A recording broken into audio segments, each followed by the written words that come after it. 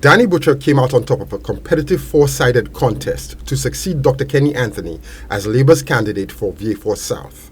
The party's base has gotten behind him in a big way. But does Butcher really have what it takes to succeed the MAPP?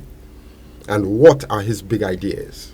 I recommend the transformation of downtown Vieux Fort into an entertainment center, buzzing with nightlife, which will fit seamlessly with the expansion of our port services and boardwalk. The entertainment center will include the return of Vieux Fort Weekend Fish Night celebration,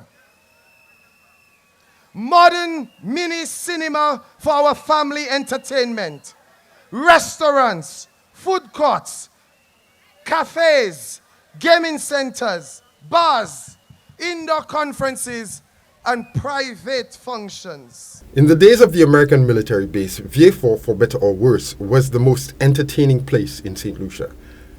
Nowadays, as businesses move from the town center to the northern corridor, Butcher envisions Vieux Fort using existing and new resources to maximize the potential of people for profit. Also, the potential of the seaport cannot be denied. Together, we will expand the seaport services, opening a port of entry to give access to yacht vessels from across the region, with special entry to CARICOM member states in light of the Free Movement of People Agreement. This will be a breakthrough in the regional tourism market, giving Vieux Fortians various forms of jobs and uplifting the social climate in our community.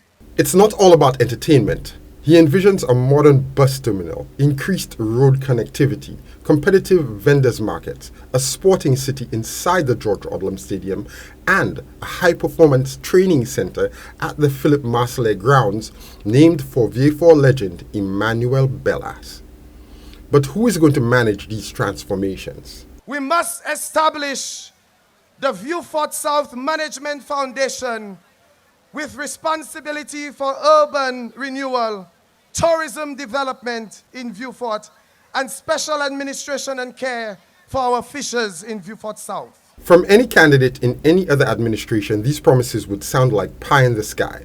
But under the Philip J. Pierre administration, promises must not be made lightly. Political talk is not as cheap as it used to be. In the post-pandemic era of Pierre's political party, words and actions have matched each other very closely. The time has come for tourists and locals to use ATV rides to reach the climax of the lighthouse and to enjoy local cuisine from a newly built restaurant at Moule, Chique. It's a tall order of development for a town that has been betrayed by broken political promises so many times. If Butcher fails to deliver what he has promised, he could lose the loyalty of a seat that has stayed Labour since 1997.